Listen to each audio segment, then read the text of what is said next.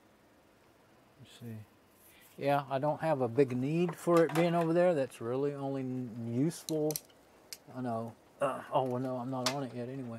It's really only useful for my intro anyway, you know, being... let me plug it in, because I have another... Since I do have another power supply over here, it's nice having three identical phones, you know, that means your cameras are identical and everything, so it actually helps a lot. Okay, let's see. And using them for making these videos. Okay.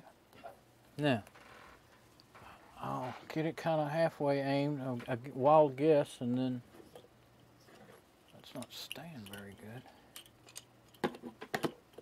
I don't think it makes any difference. Yeah, that doesn't make any difference how I do that.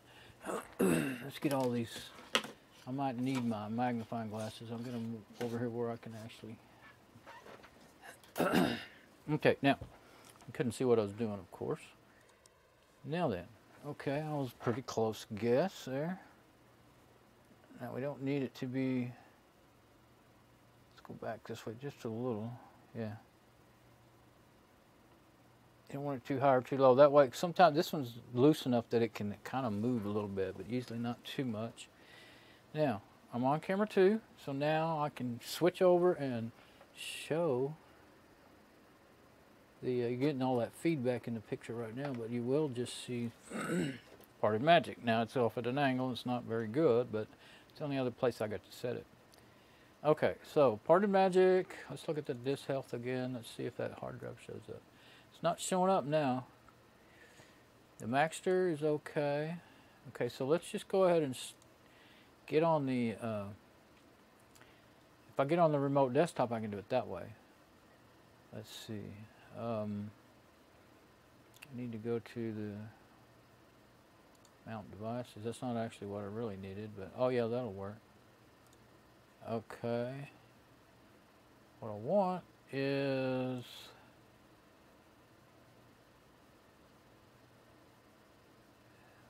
$30 gigabytes, 29 gigabyte. That must be my SD card right there. Okay. This one looks different than what I remember. Oh, did I accidentally mount it 2 more times or something? Oh, I broke it. This is the one that don't work right. Dang it. Because I need to do 32-bit. I'm going to have to hard shut it down. I'm just hard shutting it down. It should go down in a minute. It's taking a long time. There. I'm going to wiggle around on that cable. Well, actually, I know the one hard drive works, so before I boot it, but since I have to reboot it, let's go ahead and do what I was talking about. Okay. Now, I will switch to camera 1 and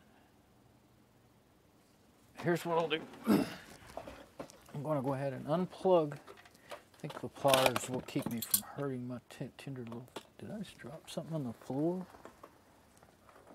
I thought I accidentally... No, I guess not. Sounded like I heard something hit the floor, but I don't see how I possibly could have. Okay, so I'm just going to unplug these things and get my super duper custom Y out of the circuit. Ow! Oh, here's what I was talking about. If you have a pin, take the pin out of it. So I had an old pin that wasn't you know, any good for anything else. It was all dried up, and you know, the ink was dried up. Anyway, you can shove them down over that, and then you can just pull them out. And you can't get them out without breaking them unless you do something like that. I saw tools online that you could buy, and they were expensive. And I thought, well, after looking at the tools, I figured, oh, hey, I was like, I gotta search around and see if I can find something that'll do that. Yeah, and these Now I don't know for sure which one was the one I was using on that side, but yeah, the males, it's confusing because actually I'm saying it wrong. It's confusing because these are the females, but they look like the males. You know, the way they're, because this one has a big hole in it, it looks like it would be the female, but it's not. It has the male connectors in it. And these are the female. The actual connectors have the holes in them. But when you just look at them like this, that looks like the male, and that one being that it's a big hole there, it looks like the female. But it's confusing, kind of like some of them weird animals on them animal shows. So here we go. I'm going to plug this in. And I think that's the one. Yeah, I do know that's the one that I'm having trouble with. So now let's go back over here and we'll get on the camera that we will be able to see it boot up on. And we'll boot it back up. Oh, got to switch cameras. Well, that's where I mess up sometimes. At least you could see the screen, and even if I screwed up, but this is what I want. Now we'll watch it boot up together.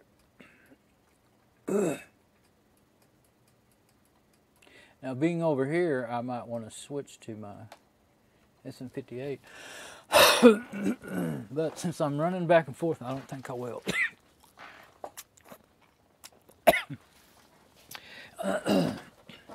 Yeah, I'll just stick with this mic, even though it's not nice and warm like that other one. But here we go. Boot it up. Let's see if the same thing happens if I can wiggle that one. See if it just works. If it does work, then okay, I made a bad adapter, bad Y. Also, it could, well, I thought maybe the voltage had been dropped because and that power supply couldn't handle it. That's why I was measuring the voltage. But the voltage was good on both of them. So I don't believe it was a voltage issue. And the connection, it seems to be, is the issue, but I think it's actually in the circuit board. There's my word I was losing. Circuit board. I didn't want to say the green board. I thought about that a while ago. I should have just said that. Just felt so silly. But we'll let this thing boot up, and I have forgotten what day of the week it is. I don't know if it's Thursday or Friday. I guess I should look. I'm going to turn the light out on my little endoscope cam. It's just sitting there. It makes it even warmer. That thing stays hot. It gets so hot you can't really hold it. You have to hold it by the cable, whether you want to or not.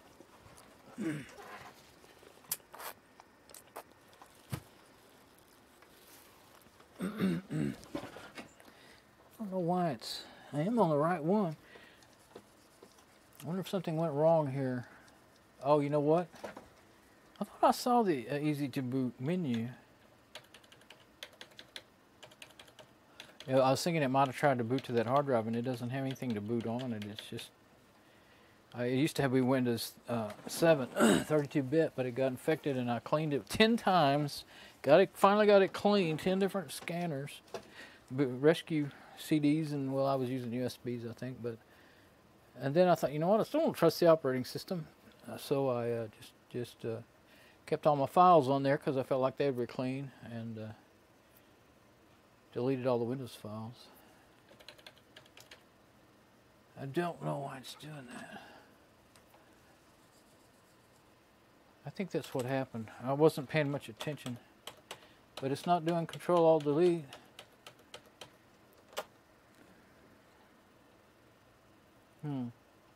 But if it was going to boot to easy to boot, I think it would have already done it. I may have to hard shut it down again. I may have to grab the wired keyboard is way over there, but I think my USBs should be working. It usually does on this machine. Let's see, now pay more attention. F2 to go to BIOS, F11 for boot menu. Let's try that. Didn't go yet. Maybe it's not. Maybe it isn't seeing my keyboard. I don't see the light on my keyboard either. Maybe my KVM switch didn't catch. Sometimes it doesn't catch right. It just seems to be now it's just sitting there. I quit hitting that and there's no point now. Give it time. It might be actually re-recognizing the hardware, you know, since I changed unplugged one hard drive and just plugged it into the other one that's been giving trouble. It could be trying to assess that situation. And because it had that error probably wouldn't do anything with the BIOS. Yeah, that 64-bit Party Magic this machine doesn't like it. It's ASRock. I don't want to shut that down, hard shut it down from there if I don't have to. Sometimes if you're in the BIOS, you know, like that BIOS or that BIOS menu screen, and you do that, you might whack things out. But I'm getting tired of waiting already. Let me go back over here and check on everything for a minute. That'll keep me from being impatient. I want to make sure I still have audio. Okay. I'm just going to go over here to my desktop and check my stream. I haven't done that since the very beginning.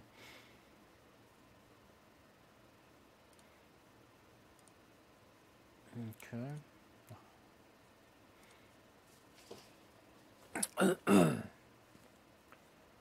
But yeah, I don't understand that. Why that's flagging videos that don't even have a mention of a product in them. That just doesn't make any sense whatsoever. Okay, looks like we have a good stream. Yeah, gone launch. I didn't know I was streaming that long, 41 minutes. Okay, I want to check my audio this time. Check 1, 2. Okay, looks like we have a good stream. Yeah, gone launch. I didn't know I was streaming that long, 41 minutes. Okay. Well, I heard myself, and it wasn't echoing real bad. It's not a real loud audio signal, but with this mic, I don't want it up really loud. It may be too low, but I'm going to leave it alone. Let's see. Okay, let's go back over there and see if we can figure out if we're going to get it to boot up. Nope, I don't think it's going to now. I'm going to give up on it and hard shut it down. I don't know if I should. Let me go back and look and make sure I switched to the right thing. Yeah, okay. Try it one more time. Sorry. Boy, I don't like all this coughing and stuff that I do and my drainage problems in my videos. And I think I'm going to hate it even worse with this mic on. It's just right here, you know, next to my throat, and I can't move it. You know, like I can move my head, turn my head away from the other one. Of course, I don't have to use this mic, but when I'm moving around, I sure do like it. Let's see what happens this time. I won't do anything this time and just see what happens. Now, if it goes to a black screen, okay, now there it is, easy to boot.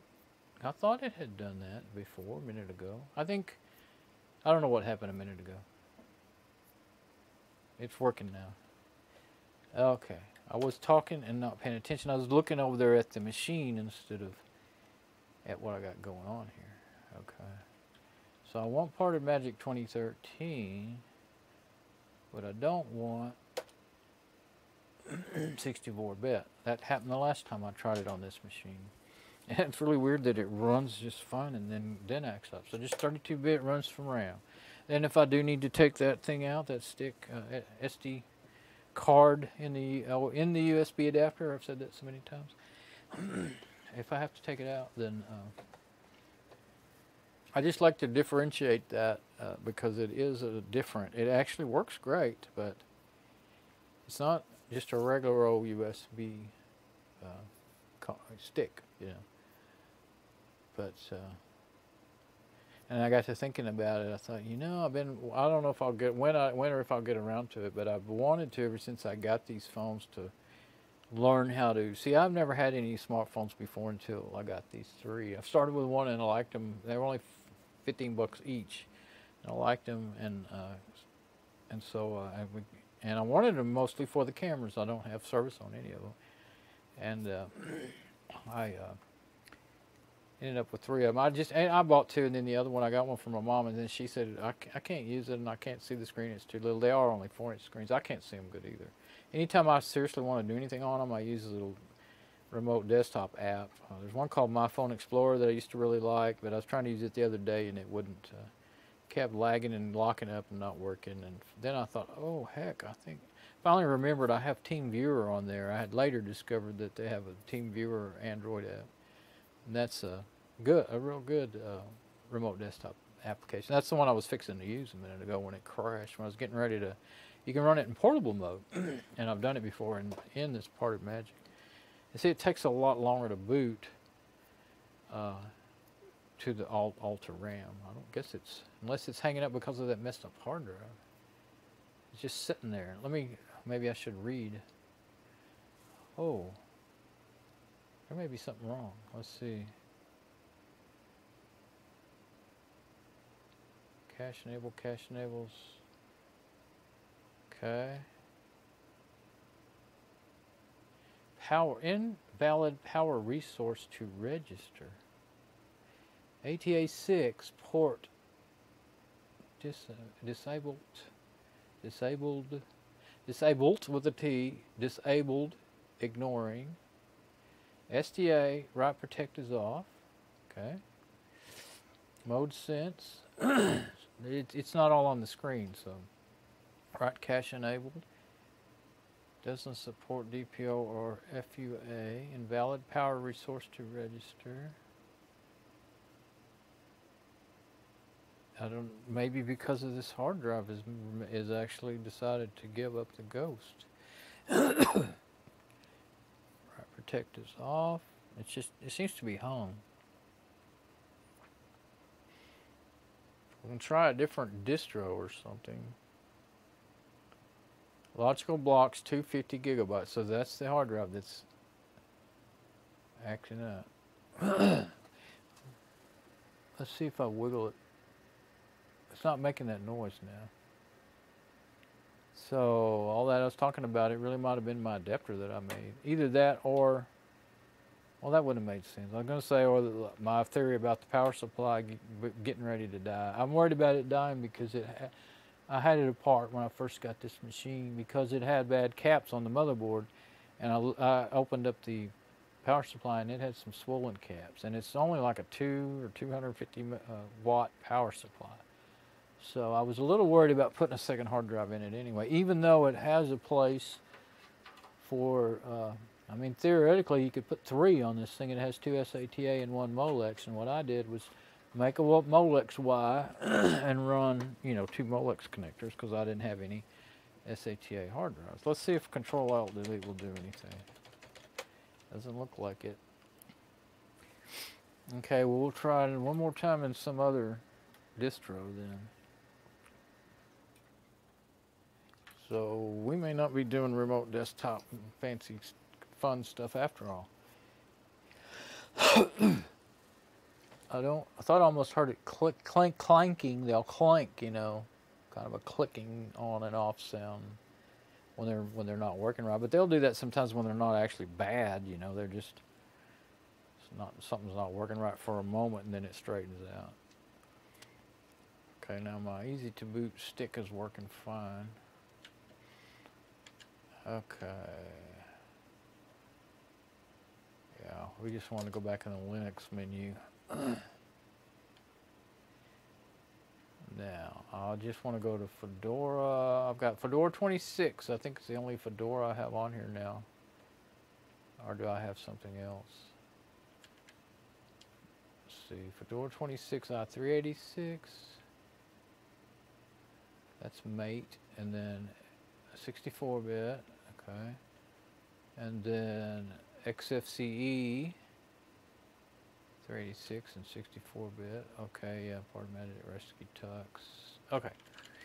Well, let's just go, since I don't think it would crash in Fedora, So I want, yeah, let's get Mate because it's just got more stuff that can do what you want to do.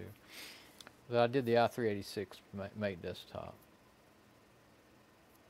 These are dual cores. I don't think they're going to run. I had Fedora 25.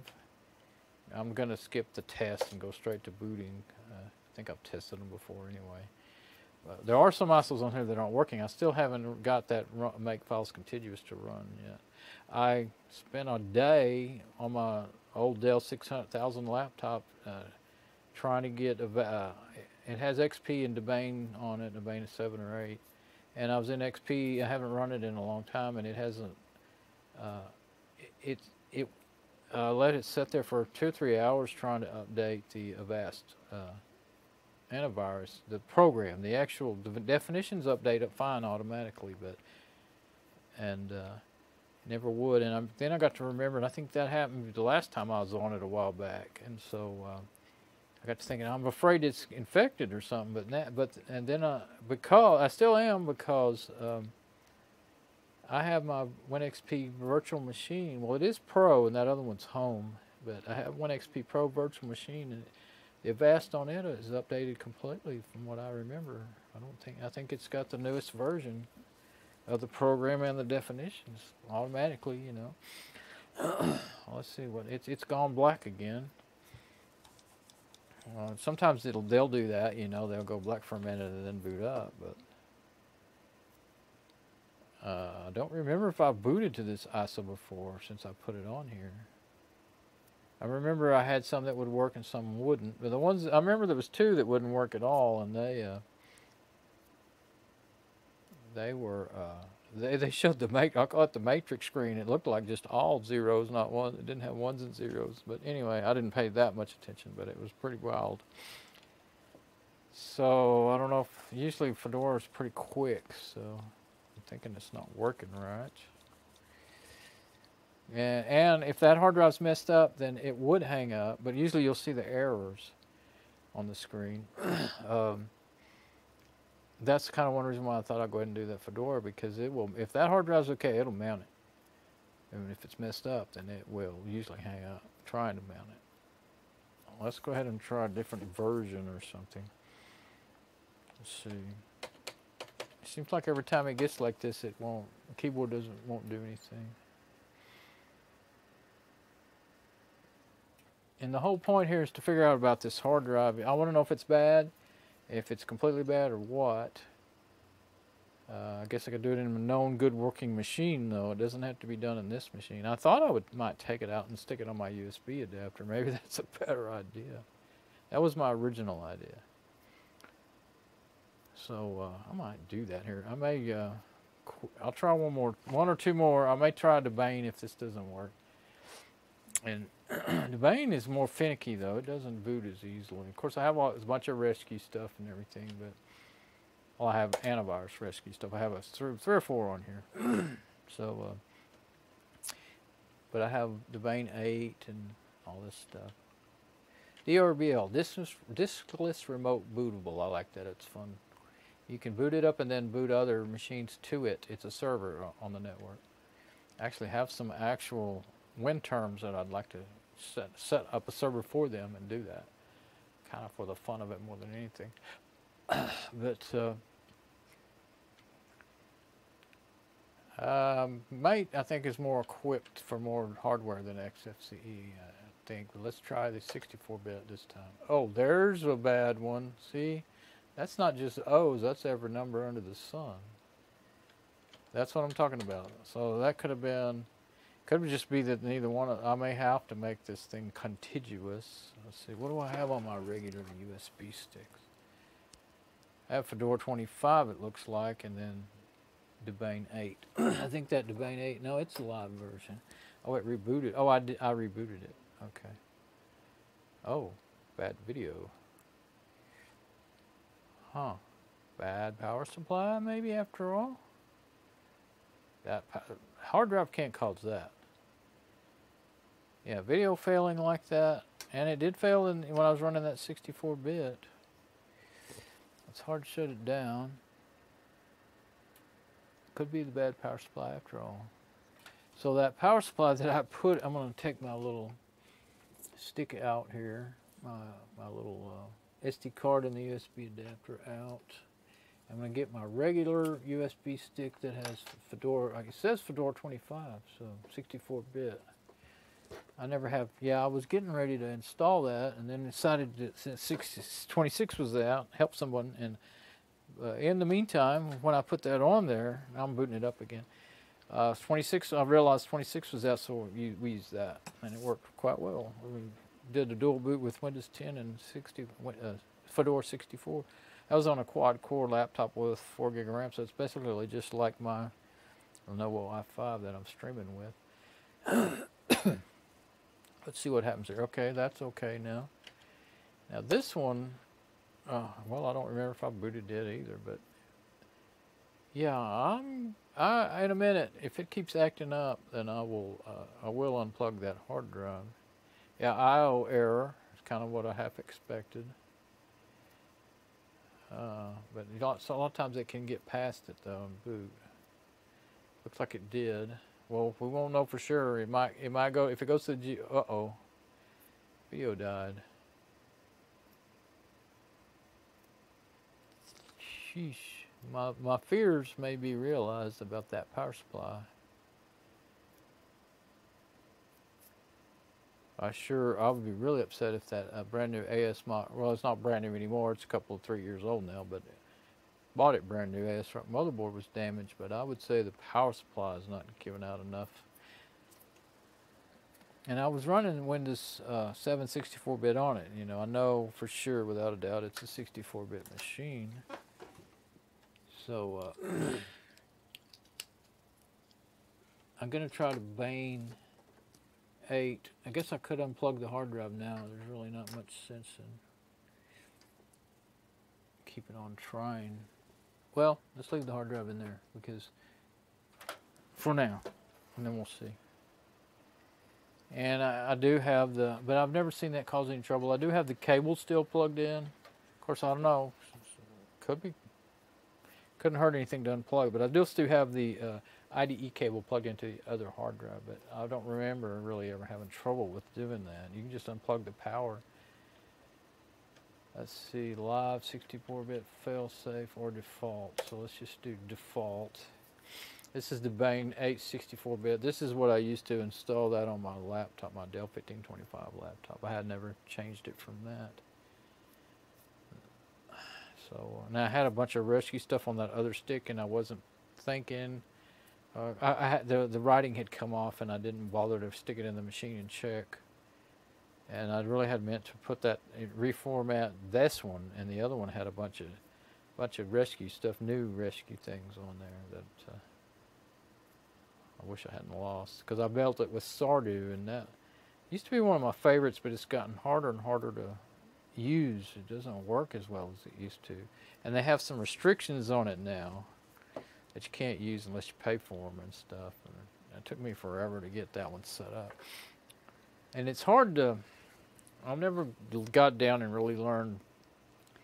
The problem is with the USB multi-boot, you need a bootloader. I mean, you can back them up fine, but they won't boot. You know, you can back them up and then copy them back onto the USB stick. And so really, you'd have to like learn how to install a bootloader on a USB stick in the command line, I guess, because I don't know of any easy way to do it other than with those. But when you use Sardu or Yummy or whatever, then you can't just install the bootloader. There are just one or two that could do that, but I think it's all like grub for dose or something. I don't know. Anyway, I try to do things in the simplest way possible, you know, not to try to stay away from convoluted things and hard to do things as much as can. Okay, so this one's just staying black. I don't think it's going to boot it. And I would wait longer, but I'm actually feeling a little impatient. So I don't think it's really going to matter whether I'm using my SD card or USB. I'll put it in the other slot. I don't think that would make any difference. Other USB slot. And if I can get that out with my fingers, I may have to go get the, boy, that's hard to get. Oh, I can reach the pliers, okay. I'm gonna take the hard drive loose. Oh, man, that is the hardest hard drive to unplug. And I think I will plug it into the other one that's supposed to, that I believe is good. And let's see, that would be normal conditions. Let's see if it will boot up to that. Now with that other hard drive not plugged in, then it shouldn't cause any trouble.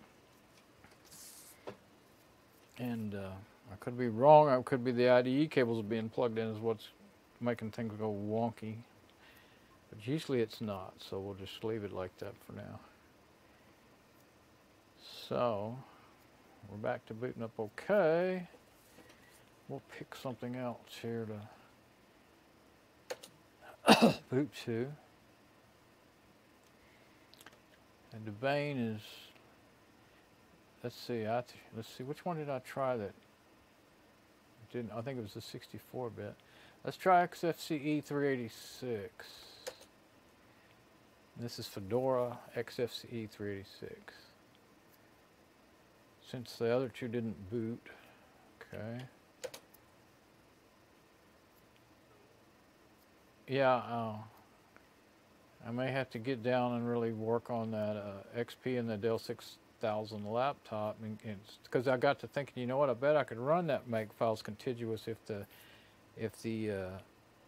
US SD card in my this easy to boot SD card USB SD card was plugged straight into that machine, and it wasn't. See, I was trying to do it as it being a network mounted as a network share in Windows XP, and I think that's really why I couldn't do it. I think. I know I was able to do it in the past, and now I can't, and I don't really understand why. So far, so good. Ah, yeah, there we go. Now let's see if it'll automatically log in or not. I can't remember if it does that or not. It seems like maybe I had to click login. Wait for a minute. Sometimes they take a little bit. Now that could be just something wrong with those ISO images need to be made contiguous, you know. That could be what's going on with that. So looks like I'm gonna have to click on it. So let's see. Of course I used a different one. I didn't use the same one, so I can't be sure about anything. But it mounted that drive just fine. I will try probably one of those others in a minute, I guess, to find that out. 32 gigabyte SD, that would be, now I've forgotten which one is which. 32 gigabyte, 31 gigabyte, I guess GBSD. Oh, GBSD. So that's my SD card. Pay attention there, Dawn. Okay, so this is my hard drive with Windows 7 on it. Oh, let's see. Yep, Windows 7. This is one that won't boot. I thought about doing something that I bet would make it boot just fine, and that is installing Grub on this drive. And you might have to do it in the command line, but with this this Fedora right here, you might be able to do that. I don't think you can do it from the graphic user interface, and if you tried to do it from you know, the DNF package manager, then I think we'd just install it into this live system. If you're going to do it into another drive that other than the one you're running on, it's booted to, then you'd have to do it in the command line. I've done it before. It's hard to do, hard to get it right. You have to know a lot of little parameters and type them right.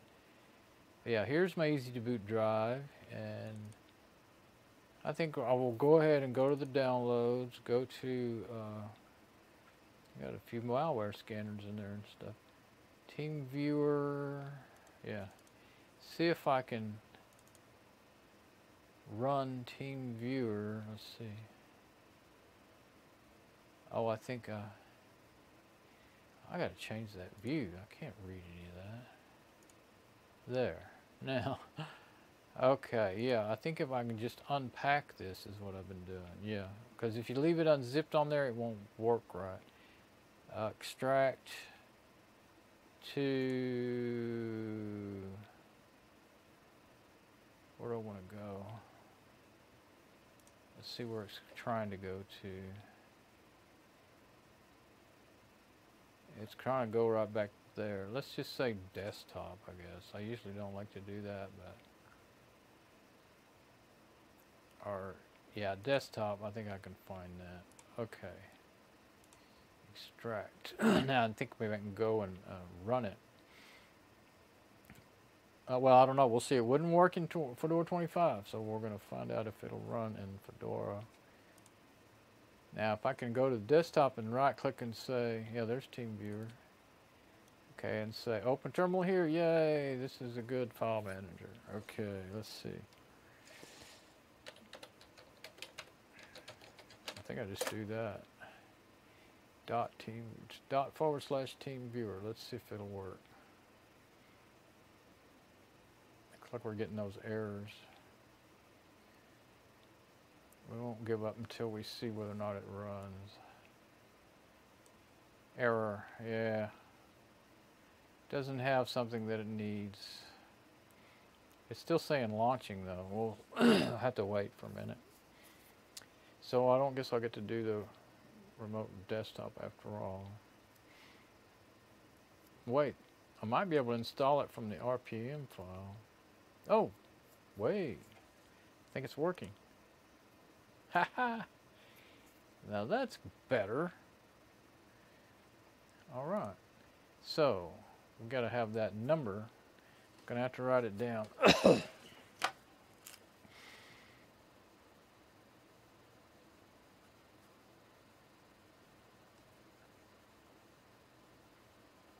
I don't know if this is. I think it might be the same number for every time I open this one up. Let's see. 86.2.038 648 648. I think it 862.038 648, and then pass 4636. Okay. Now let's go over to my main machine. I like that better anyway. I'll feel more comfortable. And let's go to desktop screencast. And what I think I will do, unmute that. Echo. Now we should have no echo. Okay, yeah, desktop screencast. Okay, yeah. So if I can mute my and have my good mic here. The good mic. It's not anything like the good wife. Well, maybe it is. You ever seen that show, The Good Wife? No, maybe I shouldn't talk about that. Maybe I'll be making a bad advertisement or something. I haven't ever really watched it, but watched a little bit here and there. It was pretty good actors on there. That girl, the main girl, she used to be on ER. I used to watch that way back years ago. Okay, live dashboard. Julie Anna Margulies. See, I remember her name, and they have to be around a while and be really good for me to remember their name. Okay, so why? Oh, maybe because it hasn't switched over yet. I was like, why is Cam 2? Okay, there we go. Why is Cam 2 what I'm looking at? I was like, what? Okay, we're good, and we have a good live, healthy stream. Okay, now, but I don't think I actually want the, no, I don't want the browser open at all. Okay, what I do want is my remote desktop. Oh, not this one. I do like that one quite well. I was a bit reluctant to start using TeamViewer much because it's not open source, and I wasn't very familiar with. I wasn't at all familiar with it. It works very different. Those numbers that you have to write down and everything. I'm used to just knowing your IP address and making your own password and logging in. Let's see, 8862. But once I caught on, and there's one thing that it will do that is really good. 862.038. And that's, it doesn't matter what router you're on. If you have more routers like I do,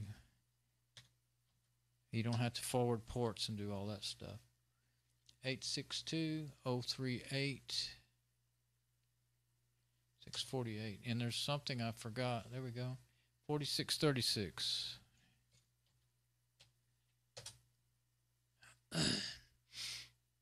When I was in here, there we go. Okay, now what I didn't do though, and I think I'm gonna have to give myself some peace of mind. I gotta go back over here, look at my live stream again. Oh, that didn't.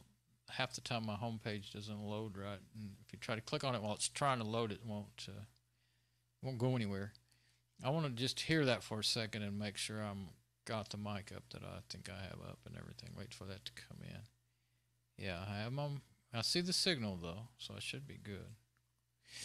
But I normally don't do that, but reload should be all right. Normally don't do that, but because all it does is, well, the longer you stay on here, you know, the more you're kind of using up resources and everything. Do that, but there it is. Because all it does is, well, the longer you stay on here, you know, the more you're kind of using up. Okay, that's good. Everything's fine. Okay, so here is where's the little tab that makes that go off to the side? There's a little tab in there somewhere. Oh no. Okay, so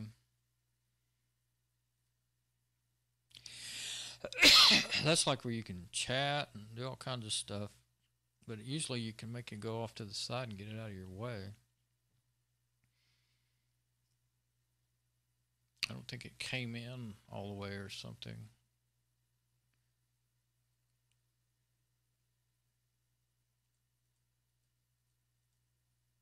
I'm just looking all the way up and down there. See, all right. Oh, there it went.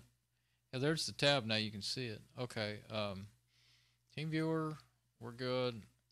Let's see. I can close that, but I cannot close my terminal window or that. Let's see. Oh, it kind of looked like it was disconnected or something to me, but oh yeah. See, you could connect.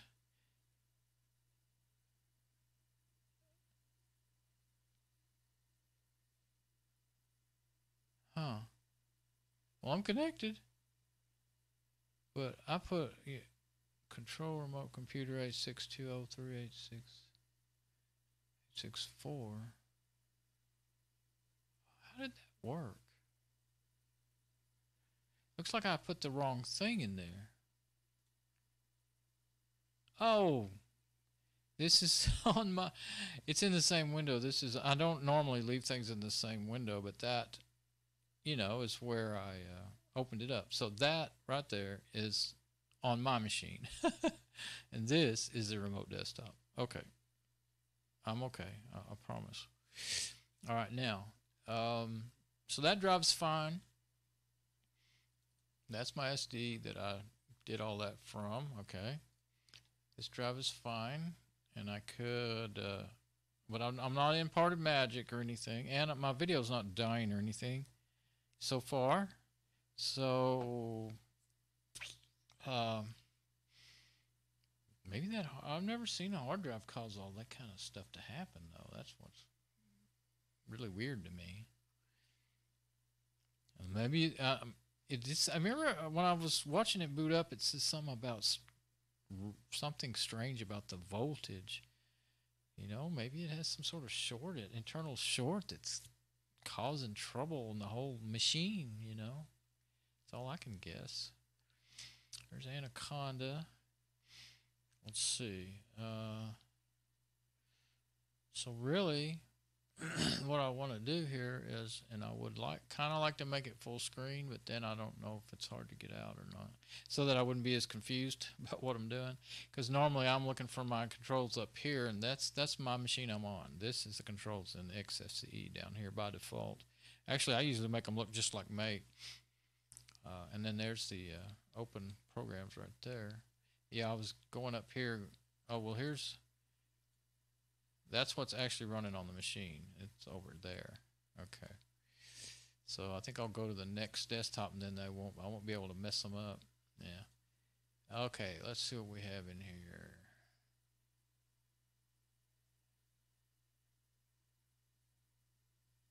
For applications,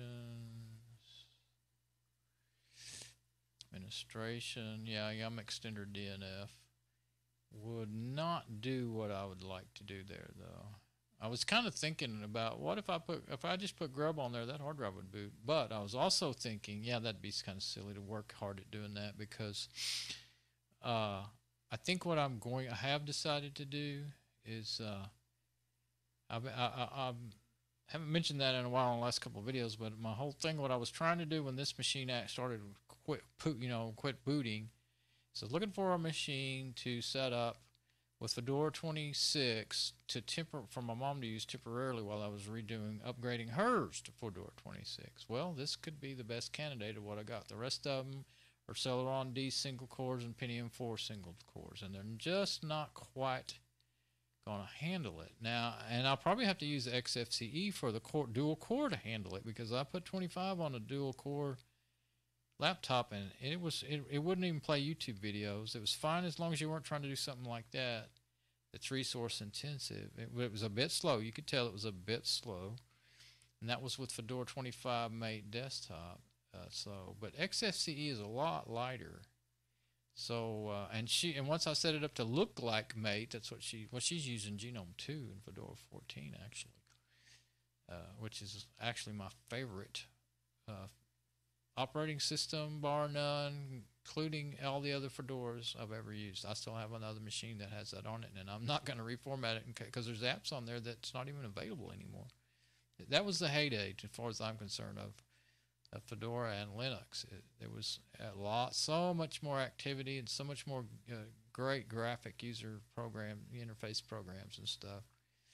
And I imagine a lot of people got tired of working for free when they didn't get the donations to help for and all that stuff, so they quit doing it. So anyway,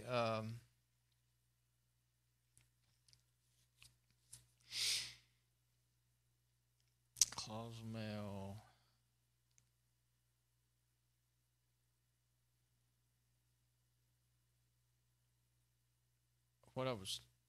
So I really don't want to install grub on here. I was really seriously thinking about it just now.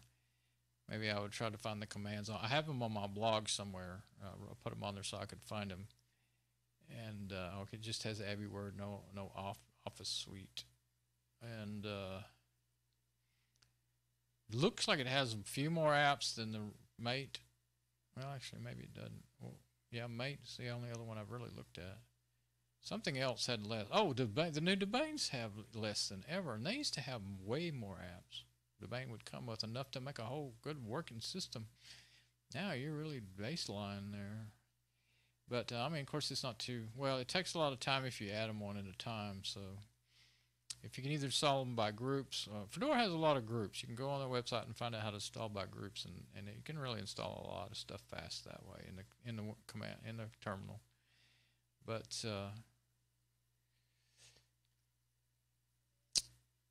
something anyway, so if I put another, obviously not, I guess not that hard drive.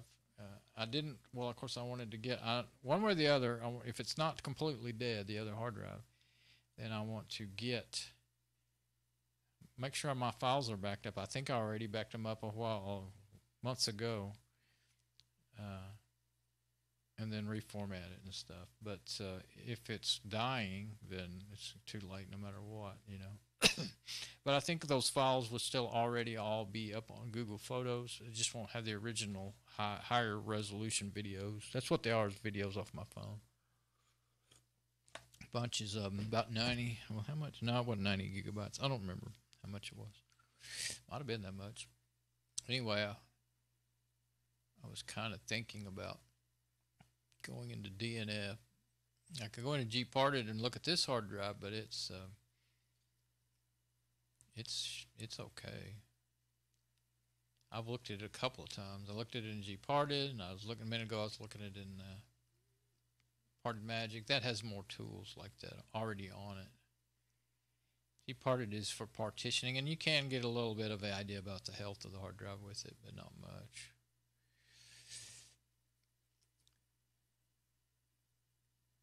But, okay, in administration. So if I went to Yum DNF and I searched, I just always have to triple check sometimes because I can go on for a while and not realize I'm not in the right setting that I want, you know, in the right scene in my OBS studio. So it's getting the repository metadata. It's updating the list of apps and everything.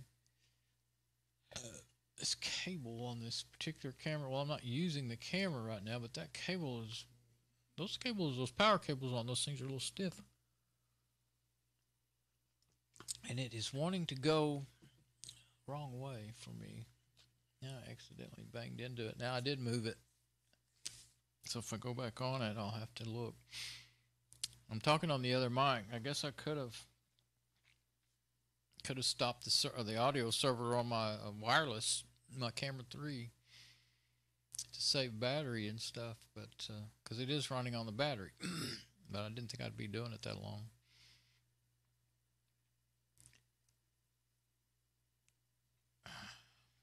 It could be. I don't know what it's doing. Let's see.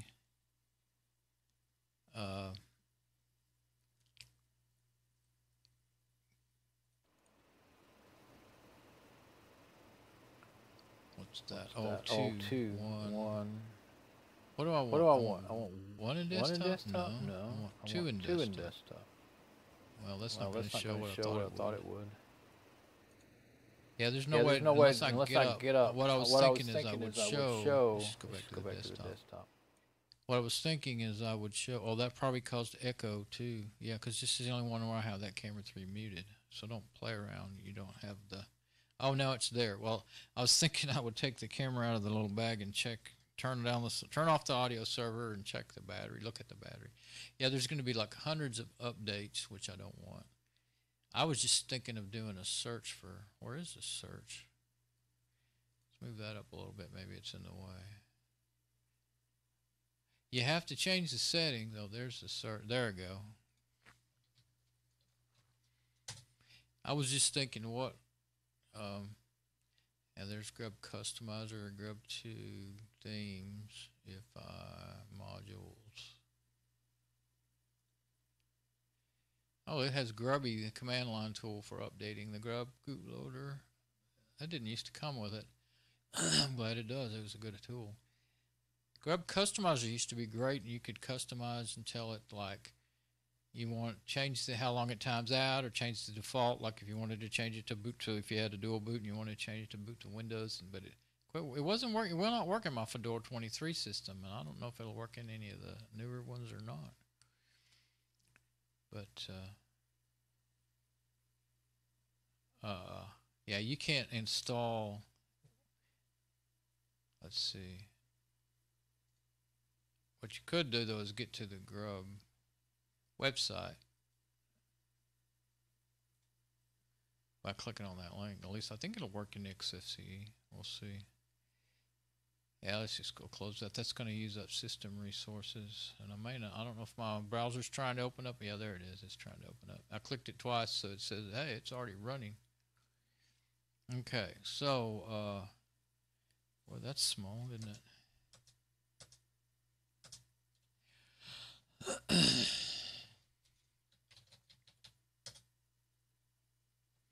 Install. Let's click on FAQ and try looking for install.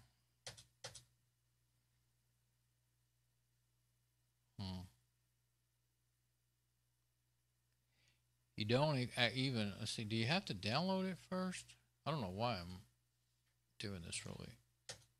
Okay, so let's just not go with that.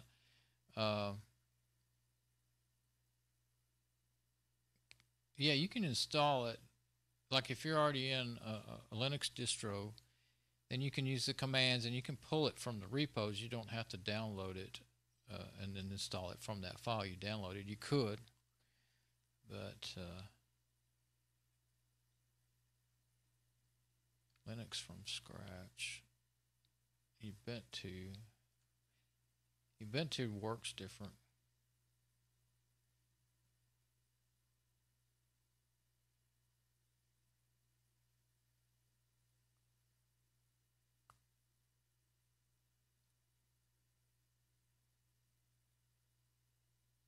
Oh, yeah. I don't want. I'll take that warning. I'll just say I mean, think. Yeah. If I put the other, I have another hard drive that came with these old machines that were given to me, a 250 gigabyte by coincidence, and I can put it in here, install Fedora 26 on it, and leave this other hard drive in it, and so it should, unless there's something really broke with that Windows 7 system, it should install, Grub 2, and it will automatically set it up for dual boot, and that would be fine. And then after, I get it back, after I let Mom use it for a while until I get her older machine, her other machine. It's not older than this one necessarily. Might be around the same age, maybe. No, I think it's newer, actually. It's a dual core with 2 gig RAM, just like this, and it's AMD. But this one is the economy AMD dual core, 2 gigahertz or 2.1 or whatever, and it does seem slower. Mom's seems really well. Mom's is run Fedora 14. It's gonna. I don't know what it's gonna be like on 26, but here it is. I mean, 26 XFCE. I mean, it seems okay. Let's see. I clicked on the browser. See, it's not really fast, but that's not too bad there. Just to open it up. Now let's just go to YouTube and see. Let's see if it can play a video okay. I think I even have sound hooked up, so let's see. Oh, here's what I'll do. I'll just go to, finally remember the best way to do it. I just put my username at the end there and type that in and go right to my channel. So you can see that I'm live now.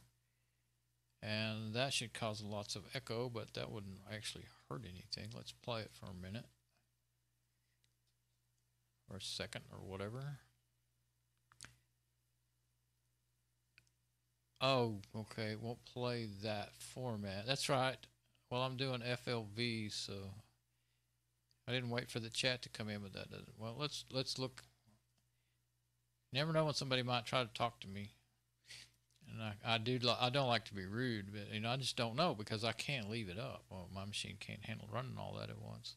Yeah, it's completely empty. Nobody's ever come by so far. Okay. So I'll just click on the last video I made. It's up here. Did it work? I guess it didn't work.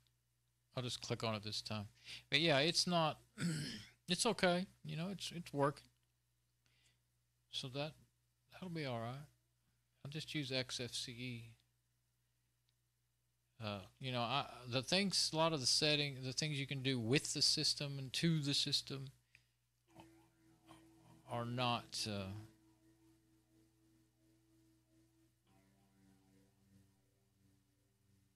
Oh, I'm changing the volume on my system. Wonder why it didn't. I think that's XFCE, why it's not doing it. I don't think I can change it. Where is it? I don't see the audio settings in here. So rather than keeping on looking at that, I could mute that, but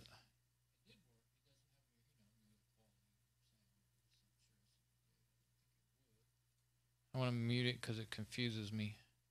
Confuses my brain. Okay, so it seems to be working okay. And she doesn't watch videos much anyway, hardly ever. But the main thing, really, the things she does do, like going on websites to buy, shop and stuff, those websites can actually be kind of heavy on the resource usage. So that would be the thing that I was worried about using those other machines for, not YouTube. But YouTube's a real good test because it's about as heavy as it gets. I have to, if I'm watching YouTube videos for several hours, then I'll have to reboot, on this Lenovo i5. I'm actually on that note, I think I'll switch over here and show. Okay, here I am making my videos. Right now I've made a bunch of test videos today because I was having a lot of work setting it up. So I'm down to 17.4 gig, and then once I get these backed up, then I'll delete them. I'll be to 20.1 gig. But I'll go on this side. I will go to the root directory of the whole system, 3.2 gig. That's all there is left in the root partition. So that may be why it may be that the cache is filling up and I'm not noticing it. But I never get to. The reason I even remembered that, I started forgetting a while back. It was it would sometimes when you're doing certain things that that are putting in a lot of temp files in the cache, it will. Let me go back and I'll show where some of them are. You can go in there, I think, yeah. That can fill it up. And the other day I was recording with you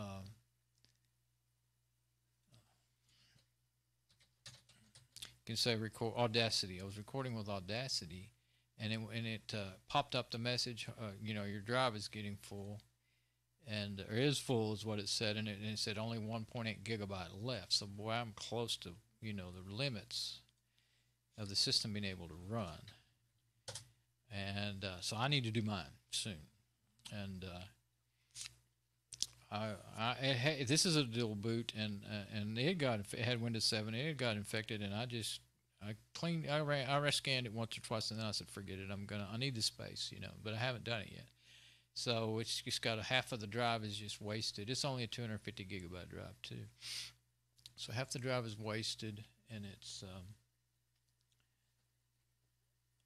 needs redoing. I need to update it. It's Fedora 23, so starting to feel rather hungry all of a sudden. It's getting late. That's why. It's almost 10. I have me my little 1 or 2 bite candy bar thing. So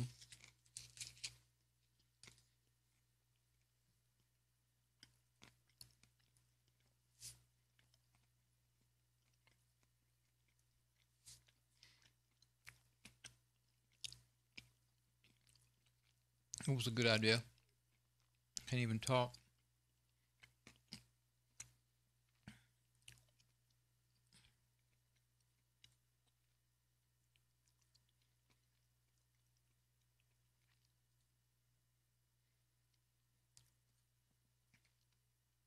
Yeah, that Windows system there would I think it would be. I think that's just a broken bootloader. Part might be the MBR got corrupted somehow even. Actually, no, I don't think the MBR is messed up because then it probably wouldn't show up right. Okay. Yeah, I don't think I can check the MBR in here. I can open up gparted.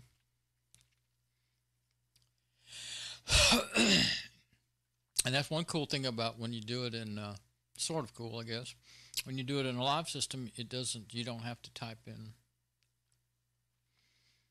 Partitions for on dev.stb have been written but have been unable to inform the kernel of the change, probably because they were in use.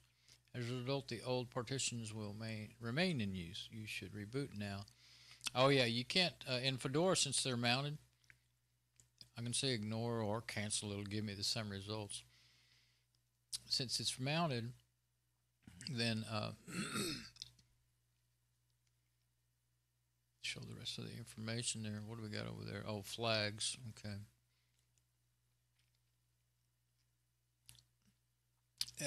You can't make any changes to the partition, and you can't unmount them either. But yeah, there's no flags on it right now. So that's what it has. System reserve, 100 megabytes. And that's this hidden system partition for Windows 7. That was automatic when I did the install. And then here's the that's SDA1. This is SDA2, 28.54 gigabytes, and it's got 17.9 gigabyte free now because I figured out how to. Now that's used 10.63 gigabyte free. I figured out what was filling it up. It was that app I was talking about a while ago, My Phone Explorer. Its cache, I had it set to not delete its cache, or it was like that. I think I set it that way thinking it would be a good idea to have that.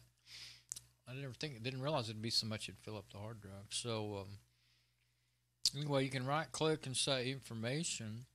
That's all I was going to do. And if there's any error or any big problems, sometimes Gparty will tell you if you don't have if you have a bad boot partition, master MBR master boot record. So, and you can actually write them from here. You can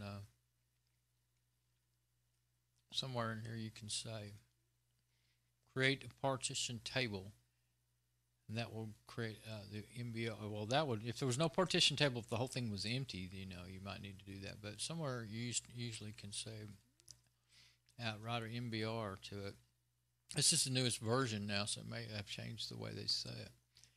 You can check them and repair them, but I find that will, if your system is just, if you really just want to like do check disk or what used to be scan disk in the older Windows systems, you better just do that, because this can actually break the Windows system sometimes instead of fixing them. Sometimes you'll have to go get out a test just to get the partition back or something. So I don't know why it has done that. But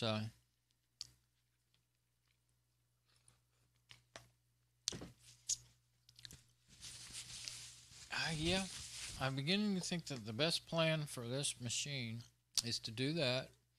Go ahead and just add that other, well, unless I have a problem with my, it's running a long time now, so I don't think that, you know, I'm not worried about the power supply now so much. And I think I ought to boot it into BIOS and see if I can see the voltage. So most BIOSes will show you the voltage in real time. But it's running a long time. It hasn't crashed like it did a while ago with that other hard drive plugged in. So I think that other hard drive is really whacked out and causing trouble. I think it's sending voltage spikes, or there's a short on the board or something. And when I wiggled the cable, it was spinning up and spinning down, and, you know, kind of locking itself up or something.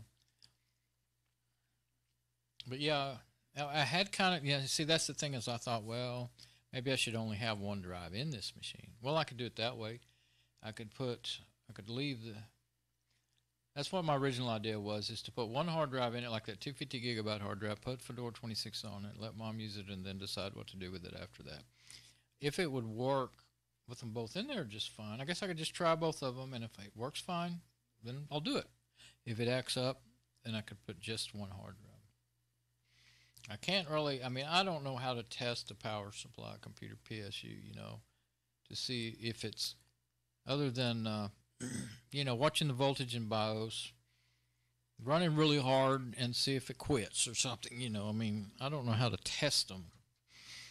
I can do, you know, continuity tests and voltage, look at voltage and stuff like that.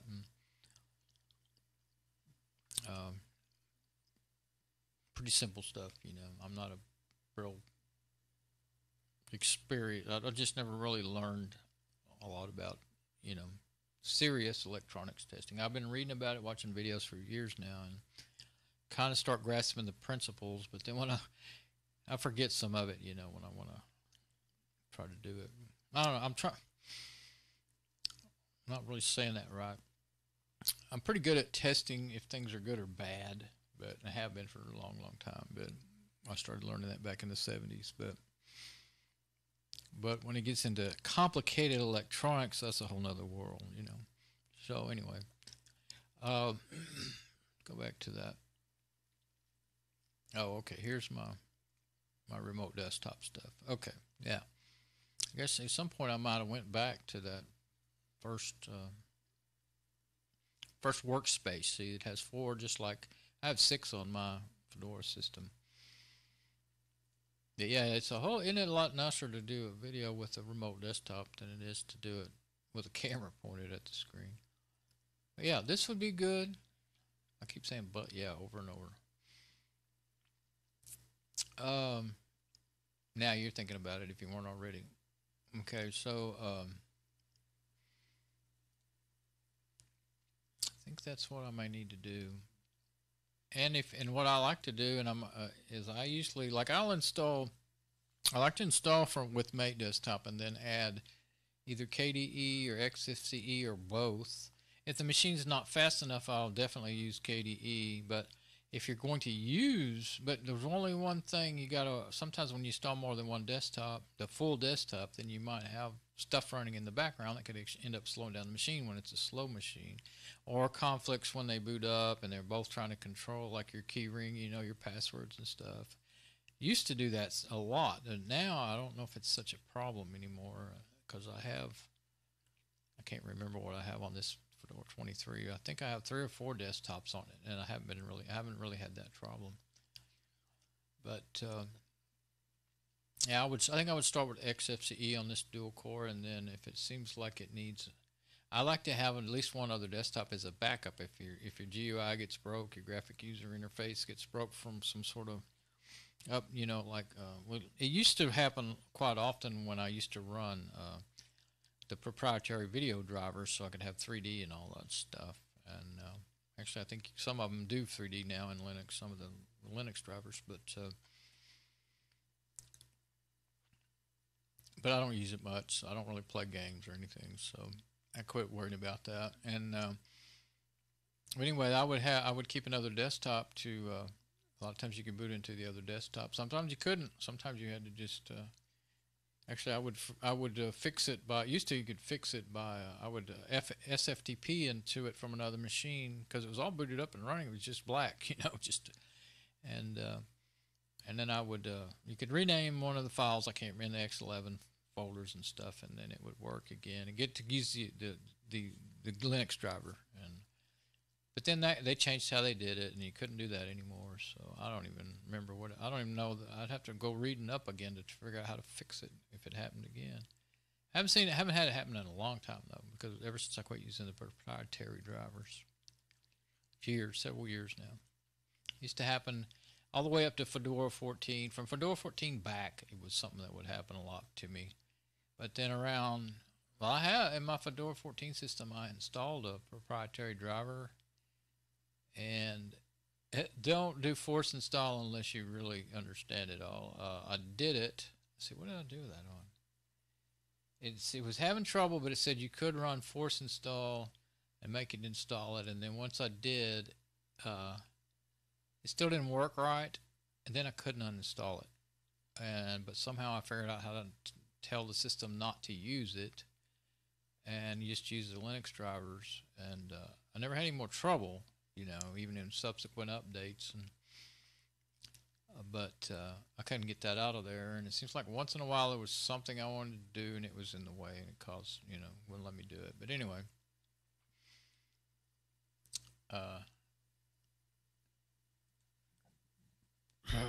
that's more stuff. Okay, so what else would I want to do? It's running good. I mean, I'm just sitting here rambling now. Starting to realize, but I kind of want to make sure the hardware is okay. Is what I really want to do now. So I'm going to have to close my Team Viewer session here. Go back to camera 2. Camera 1 and 2. What would that show? Yeah, let's do camera 1 and 2 right now. And go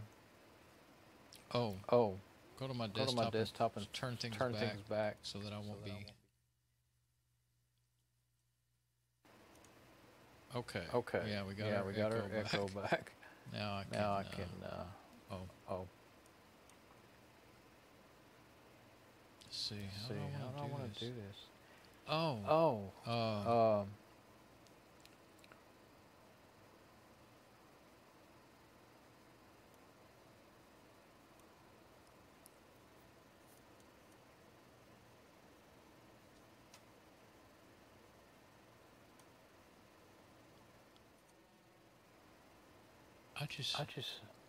didn't do morning.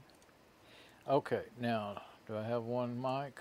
It just hit me that, did I mess up big time? No. Okay, that's what's really confusing.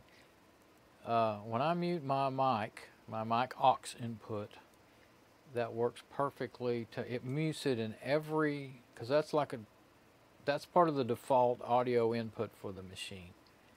And so it mutes it in every scene, and that's what I would want, and that's what I would expect. But if I want to mute my audio camera, it's still working. I can see the signal.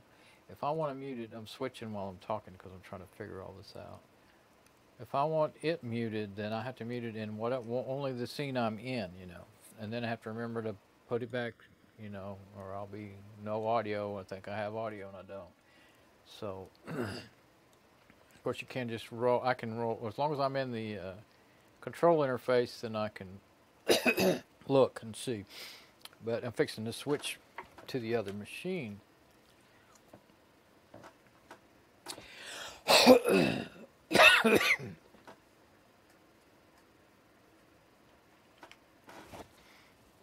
Could have gone ahead and shut down from there or rebooted from there, but I didn't think about that.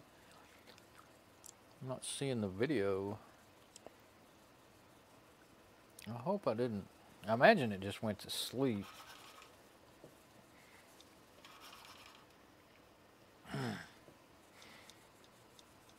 Yeah, I've been off of it for a while, so sometimes if you hit the space key or something, it'll wake it up. Sometimes it won't. I may be wishing I'd have hit reboot before I get out on my remote desktop session. Could be that yeah, here we go. It's back up. Okay. It just didn't. I switched my switch again and it did okay. So it just said now. Okay, so yeah, you should be able to see the computer on one side and the screen on the other. And okay, so I'm just going to shut this down, or I'm going to reboot it. That's what I'm going to do. I think I'll close all this first. Okay, doesn't really matter in a live session, but I'm really in the habit of doing that anyway. So log out and then restart. If you hit shutdown, it'll just shut it down. So I'm going to try, I guess I'll try Parted Magic again, since it was the one that was giving a little trouble. And because I want to kind of check out this hard drive a little more again.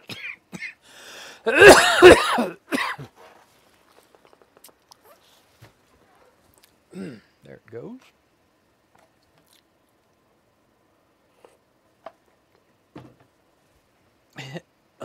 I keep thinking this whole time, it's rolling in the back of my mind, why are my videos being tagged as being mean to advertisers? When I didn't even talk about products or anything in them. But guess I'll check into that later. But let's see, since it runs better on, oh no, I don't want Fedora again, I want Parted Magic. I could try the i46, but that's really for older machines than this one, way older. 486. It's funny, they kept using i386 even though they weren't for 386 machines. As a matter of fact, some of these ISOs that say i386, they won't even run on 386s. There's no way. You know, they might not even run on a 486. They just kept using that term. Okay, I want the 32-bit, and I'll do runs. Well, let's don't do runs. Yeah, do runs from RAM.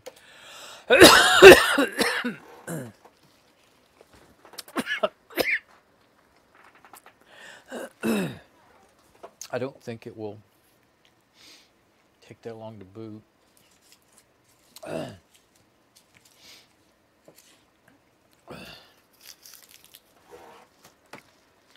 Oh, I muted my SM58 and I have it up here. I'm so used to using it. It gets kind of weird when you have to trust that everything is working when you can't see your control screen anymore. That's why it would be nice to stream from a laptop and always be able to see that screen, but I don't have any quad-core laptops or anything. So I can't do that.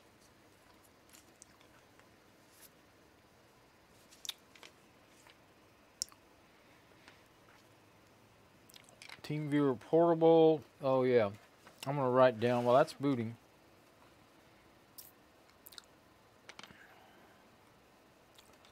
For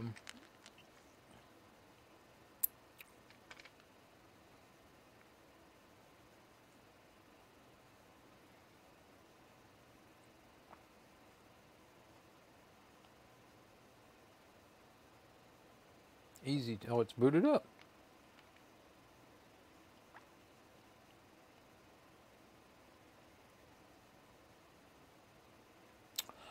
Probably didn't write that word to make sense to me later, but I was trying to hurry. Write myself a note so that I can, you know, have those ready and not have to write them down every time. Okay, we're up. No problems. Evidently that disk was what was giving me trouble. Mac Store. 30 gig, 30.75. It always reads a little different in different size in different apps. Soft read error rate, old age. It says old age over and over and over. Capabilities, error log.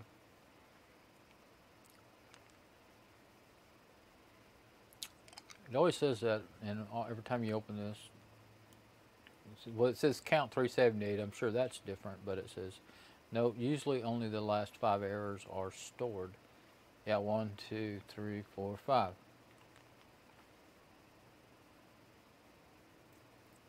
CRC error command aborted. Self-test logs. This is not testing on everything. And you can, these tests, they don't take too long, but it will estimated 2 minutes.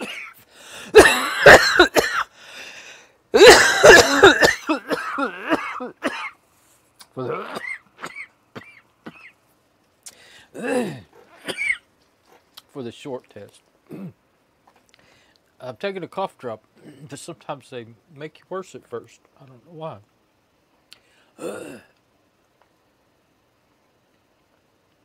I had one when I very first started because I knew I could tell I needed it. I was getting hoarse.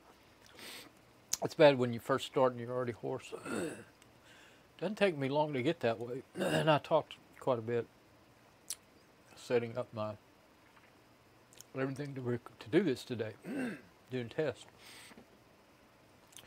But so it's okay.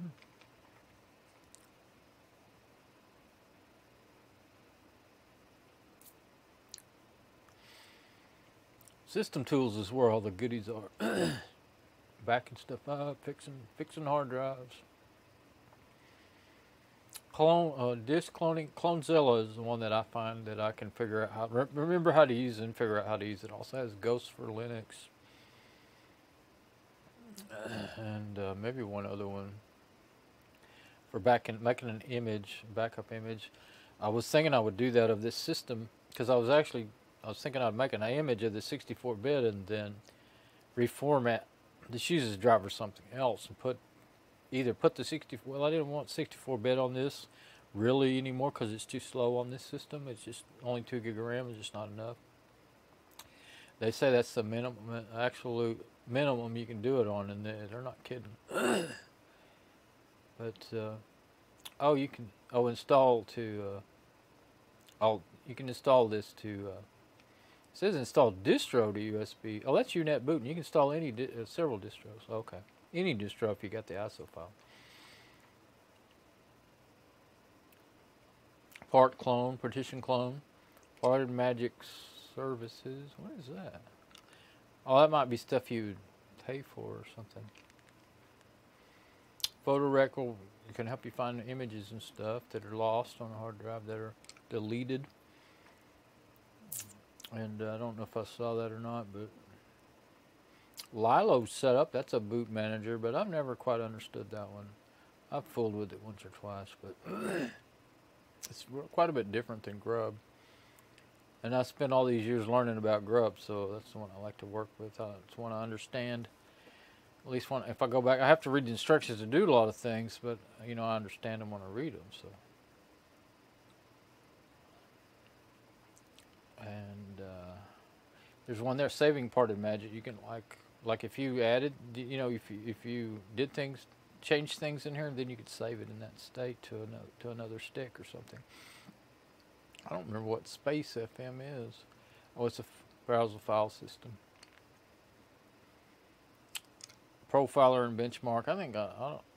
Well, now you could do that. Test disk. That's the one that you can get back your lost partitions and stuff. But I don't have a lost partition. My partition's fine. My Windows files are all there. Just the bootloaders are broken. I think it's just a broken bootloader. I don't think there's anything wrong with the MBR or anything. That's what I was trying to say a while ago. I was trying to think of how I can. Well, I think in gparted, if the MBR was broken, it would have had a flag on it. Yeah, I believe so. So, oh, and that system test, that's right up here, system profiler. It's on the desktop. So, you know what? I usually don't mess around with these benchmarks, but oh yeah, if I say generate a report, it'll run all those benchmarks and give me a report. But this is, let's kind of look for it over it for a second first. ASRock N68C GSFX, that's what this board is. And see the summary. X2AND Athlon dual core 4050E. Memory 1793 megabyte, 210 megabyte used. It doesn't use a lot of megabyte to run this parted magic. I don't know. When was the last time you saw a system that only used 210 megabytes to run? And let's see. Anyway, I'm going to generate a report, select all, and then say generate. Now then. And I like to name them as the system, but sometimes some of these apps don't want to work right, you know, when you see if I can get to that. I'm trying to get to my I don't think it's mounted. You can see them, but you can't get to them, so I don't think I have the SD card mounted.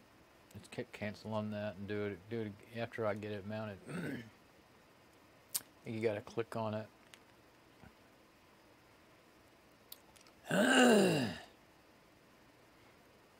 That's the well, that's fine, the Windows system. I was kind of wanting to put it on my, I don't know which one would be better in this case. I was wanting to put it in my Dons files folders where I wanted it in documents. Let's see if I can do that. Okay, so generate a report. They all look like they're selected, but I'm going to click select all now. Okay, one of them says Maxter, so there. It's an HTML file, and sometimes when you try to rename these default names, you have trouble. So I won't. Okay, it's doing the benchmark, but I want to close that file manager, so that it's kind of just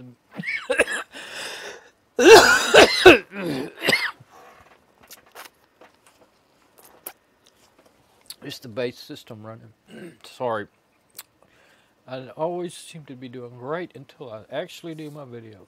Then I'm coughing and can't even talk sometimes.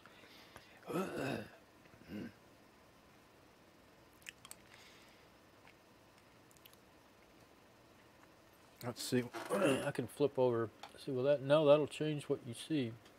I was going to flip over and check on things, but if I do that, you won't see the screen anymore in the video.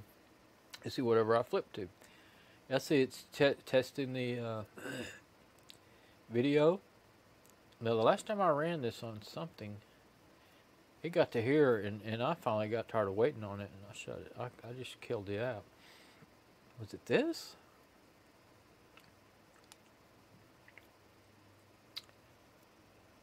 Can't remember what machine I was on. I think it was one of those. It was that Celeron or Pentium 4, one of those. That's already further than it got last time. I don't remember these little bubbly things.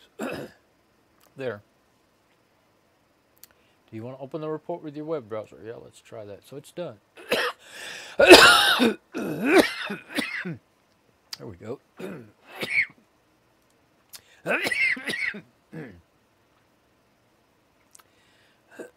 Yeah, that'll be stored on my SD card, so I'll have that now.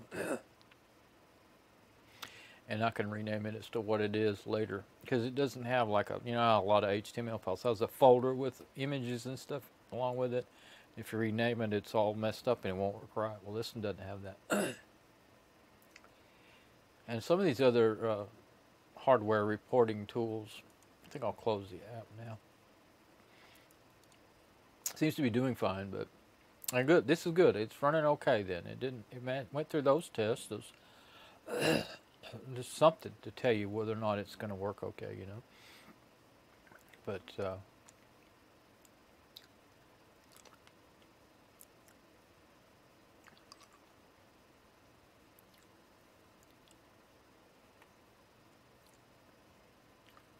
it's a long. This is a real good one. I would, if I could remember the name of it. I don't think it's available in every. It may not be available in Fedora at all. I don't know, but this particular tool. Well, I don't have the name of it up now. I have closed it. It's my favorite one. It really gives a good report. But I'm not going to go into the whole thing, But what's it say at the bottom? This machine. Oh, GPU drawing.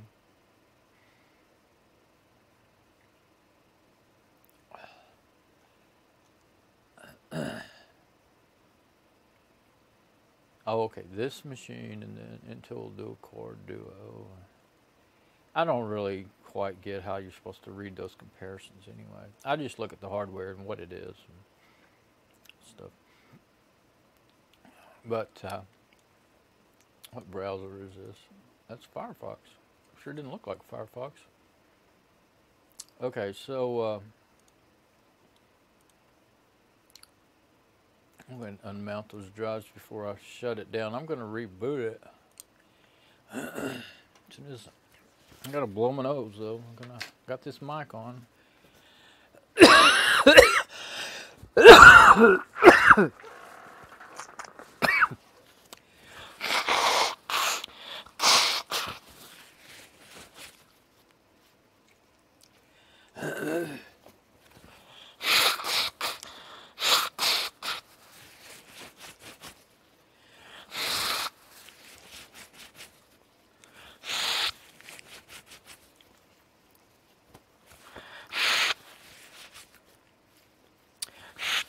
Yeah, I just can't figure out the life of me how 4 or 5 of my videos could come up as not advertiser friendly that don't even talk. I mean, if I don't like or don't like something, I say it, but I just can't imagine what it would be. But I try to be kind of diplomatic about it, I thought. If I do say I don't like something, I kind of try to think of both sides,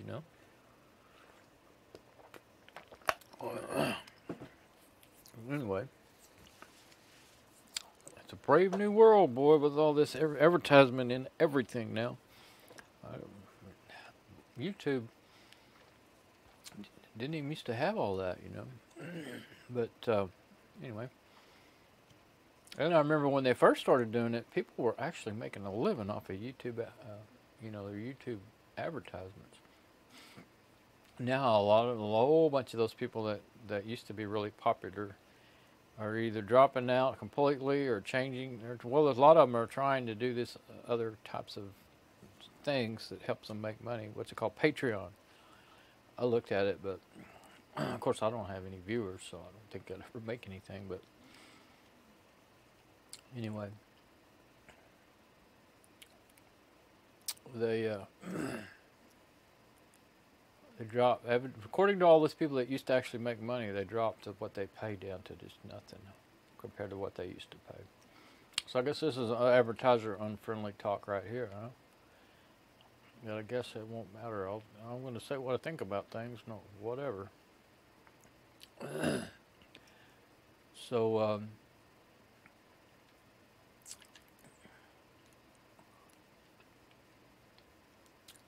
okay, what was I going to do? I went blank. Oh, I don't even want this. I really did want to shut it down because I want to look at going to the BIOS.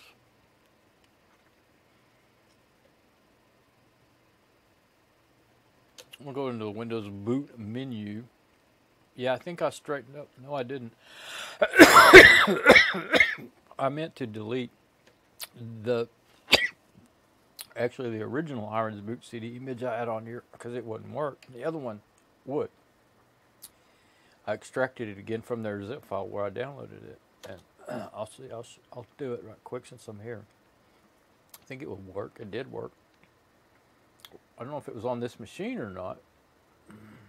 Now this is giving an error.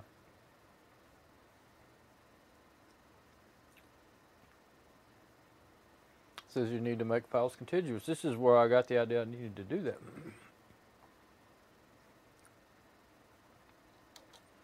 See if it works anyway.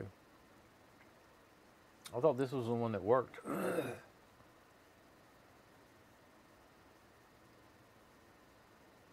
It's not contiguous or is corrupt or missing. Let's see what happens. Oh, but it worked. I think. Let's see.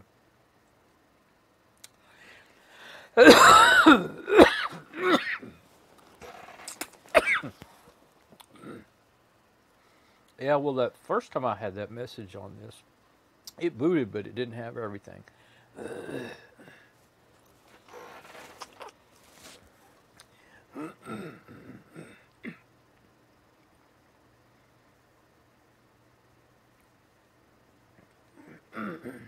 But I don't think there's anything on here that I would need to use right now anyway. I think maybe it's doing what it should. Well, maybe not. Well, unless it's taking its time, it might be coming up. Over here on the bottom right, you'll get the Hirons apps, the portable apps. If you don't, then it's not really going to be of much use at all. Well, I guess I'll have to fool with that and figure out which one is the one that works. They're the same. They're really the same file, same ISO, just renamed differently. I left the default name on the one I was just using. At least I thought that was which one was which. Yeah, it is, I'm sure. So what I want to do then is just shut down. Take out my little SD card and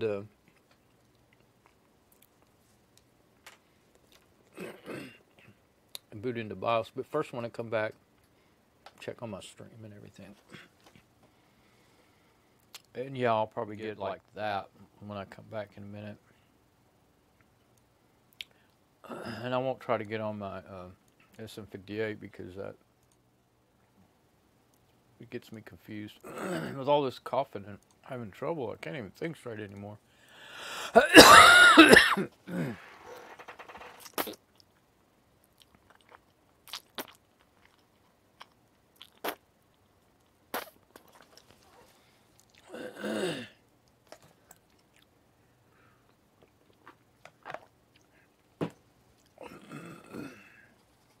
Okay. Let's go to the live dashboard again. Maybe I got all those because today all those notices there. Because today I saw a video by a guy. I like to watch his videos. He makes really good videos on servers, mostly. And he was telling about his trouble with a product. And you should be able to do that. And so I made a comment and I said, I thanked him for sharing it because, you know, you want to know who to watch out for. And I said, and I thought, you know what? I said, have you got one of these? And I copied and pasted the notice I got on that first one. It is about that silly video, and no, I wouldn't say anything bad actually. If I wanted to, I would, you know, but I wasn't even wanting to. Let's see. I got on that first one. It is about that silly video. Yeah, that's what I needed to know. Boy, it's turned into a long video. Okay, so but we are still good, and my wireless mic is still working so far, so good, so working good now. So. I think after this one more thing, I don't think I can talk anymore anyway. But yeah, okay. That's the scene I want. Just as much of the closest I can get on the screen. But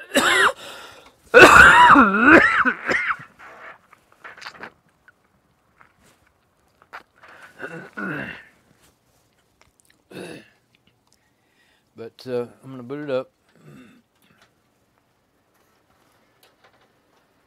Put my wiring back up in there. Well, it won't stay.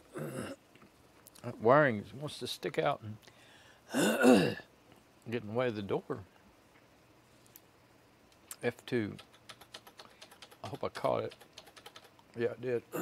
Went so fast I thought, well, I didn't catch it.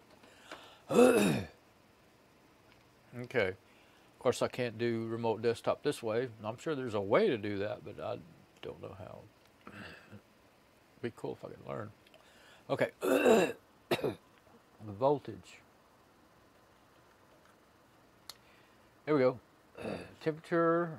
That's not the voltage, though, is it? CPU fan. Oh, there it is. Yeah. Okay. 98 degrees, 95 degrees. That's good after running. Well, of course, the door's open. CPU fan, chassis fan, and V-Core 3 plus 3 plus 5. Okay, there's an extra one on there. Oh, V-Core. Okay, that would be the that's the processor, I guess. I thought they ran at a higher voltage than that, but 1.92 volts. And then the I got so much drainage.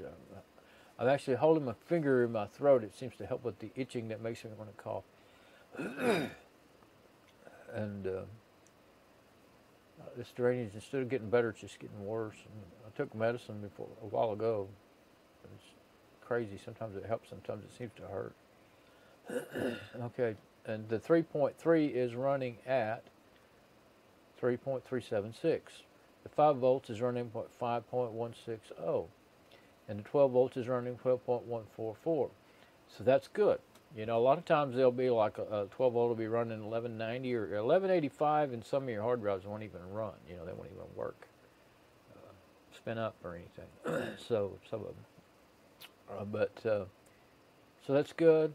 If it was in bad shape, then you know, the power supply is what I'm talking about.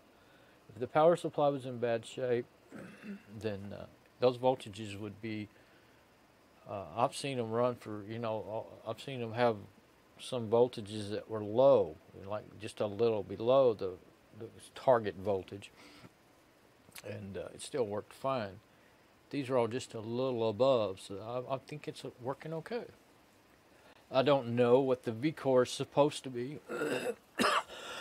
I don't really. I'm not a OC tweaker, overclocker, and so I haven't learned all that stuff. I think I accidentally hit something with my pencil. Oh, I hit it on that keyboard. That wireless keyboard, that's where my pencil's laying. I hit something, hit a F key, I think, when I laid it back down. Okay, so target CPU temperature is 122 degrees. I don't even fathom centigrade temperatures. They don't make sense to me whatsoever. They mean nothing to me. So target fan speed level 5. So I correspond with some people that use overseas that use those temperatures, and you know, and they just, of course, they stick with their temperatures. They won't tell me the Fahrenheit, so I have to go look it up. Some of them will. Some people will, and some won't. But And they don't understand when I say Fahrenheit. And so if I have it where I can get to it easy enough, I will send them both or something. But if I don't write out or type out the Fahrenheit temp, then I don't know what it doesn't mean anything to me. So I don't know what I'm sending them. But if I can easily find a conversion right there, that I can send them both. Like if you can copy and paste it out of the page, I'll do that. Usually talking about weather and stuff like that. But anyway, hard drives, Maxter. Oops, again, I accidentally hit the escape twice. Okay, so yeah, DVD, Maxter, and of course, if this one automatically recognizes your SD card really nicely if you or your USB when you put them in there. Maxter 6E03 is what it shows up as. 3M VVD, 3M ATA PI DV. Boot settings, full screen, add ROM display, boot ROM. Oh, ROM. I was talking about phones. I was going to learn how to replace the ROMs, and I actually was wondering if I could boot it to this little SD card. I wonder if there's a way I could make it boot this SD card on a phone. That's what I was wondering. Of course, you'd have to have an ISO image that was for an AMD processor, but you can get those. They have them for they're generally made for the Raspberry Pis, but there's a lot of other AMD processors that they might boot onto. There's some out there. There's some projects out there that are for just kind of like AMD processors in general. Not specifically phones, but that's just something I thought would be fun to do. But I have so much things I need to do. I haven't had time to do that.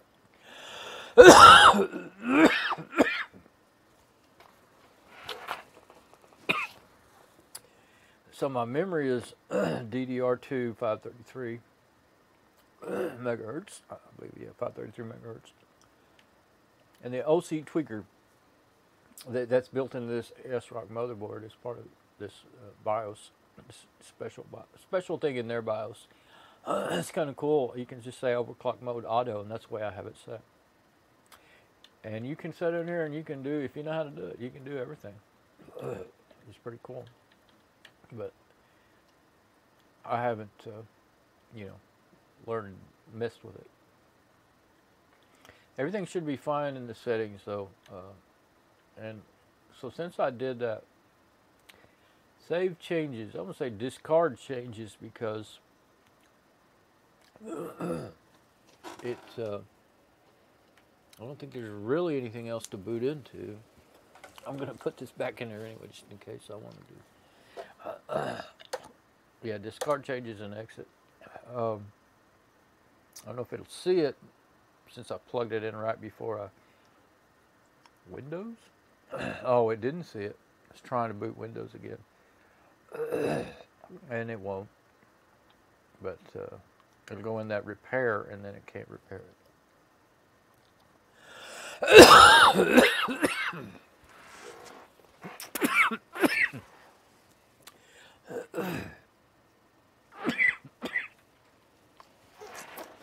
I keep hoping that I'll quit coughing. It doesn't look like it's happening. I'm getting tired anyway. It's 10:42. Yeah.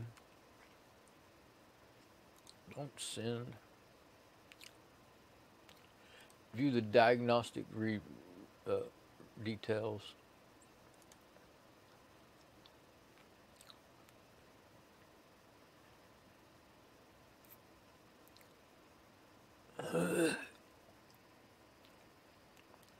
See if there's anything I got to recognize in there that would tell me what's actually broken.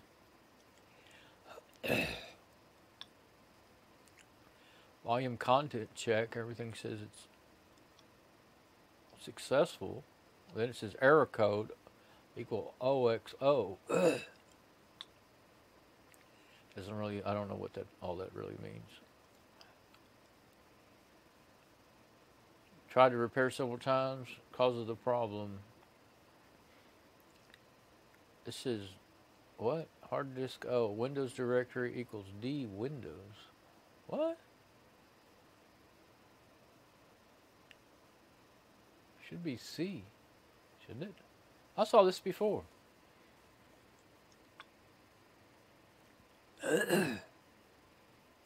I wonder if something got wonky in there when I installed, I guess I had that other hard drive in there when I installed Windows. And it did something odd, like looking, you know. And it was named D drive. Called it my backup drive, the one that quit working. I wonder if it was looking, depending on some files that were on it, that they put on it. That Windows install put on it.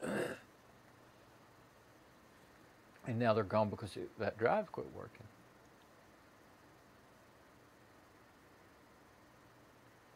Huh. Check for updates completed successfully.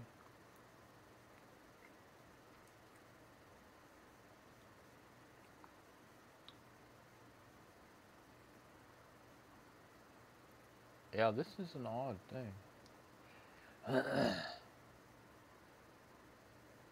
Oh, it's saying the same thing again. Back, same messages again.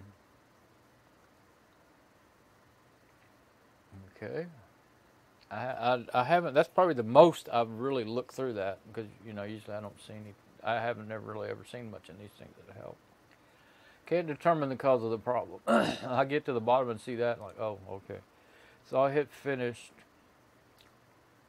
Then you could do advanced options. Well, let's do that before we go. Okay.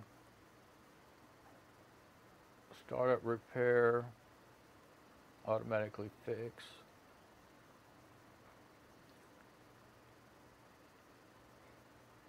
Okay, but all your choices you have is, well, you can click on that. Oh, I think it's just going to do what we already did.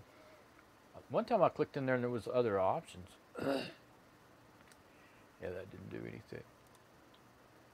So if I hit finish, I think it'll just shut down. Yeah.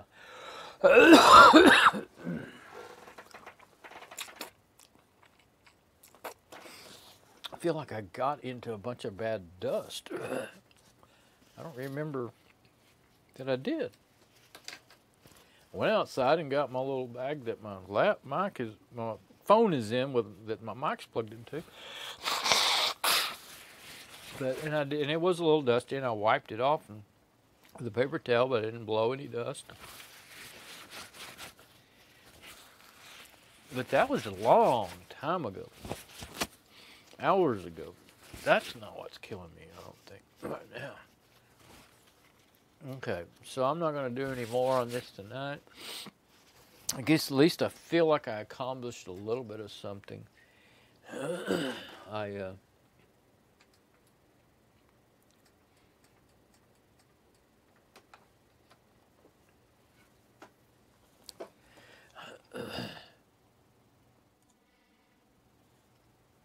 was able to determine that there really must be something wrong with that drive.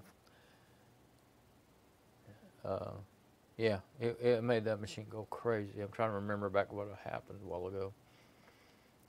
Made that machine go crazy. I actually thought I was going to get me, and it did. You just can't have enough scenes.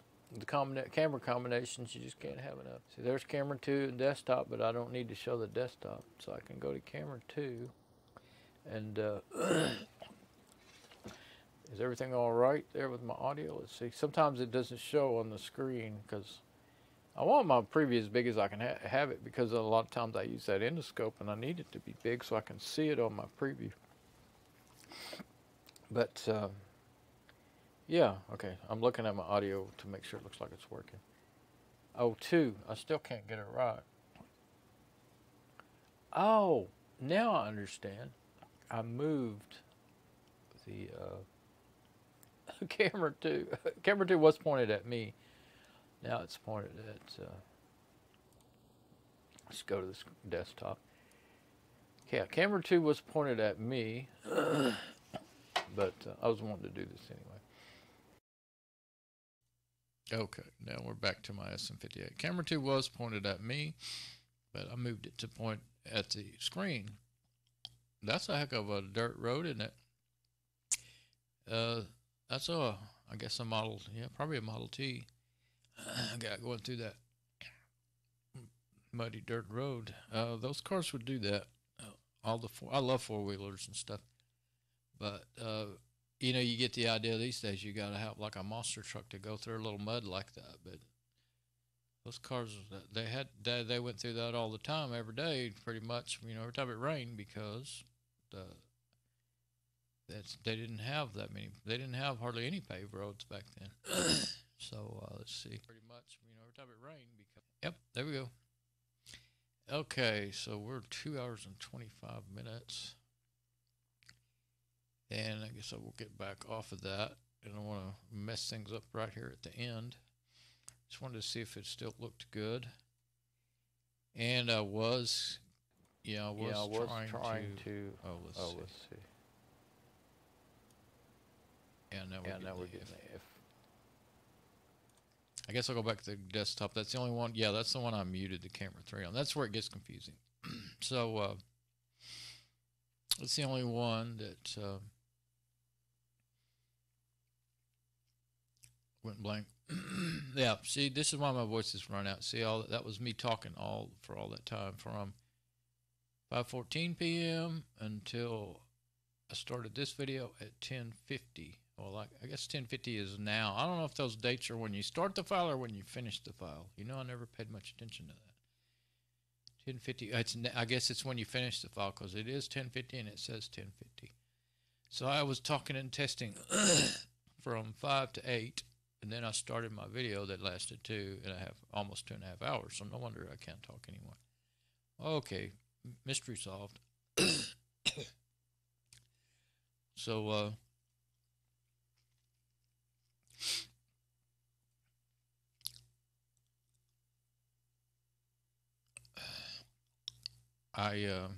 I'm just trying to finish my thoughts here and get out of this.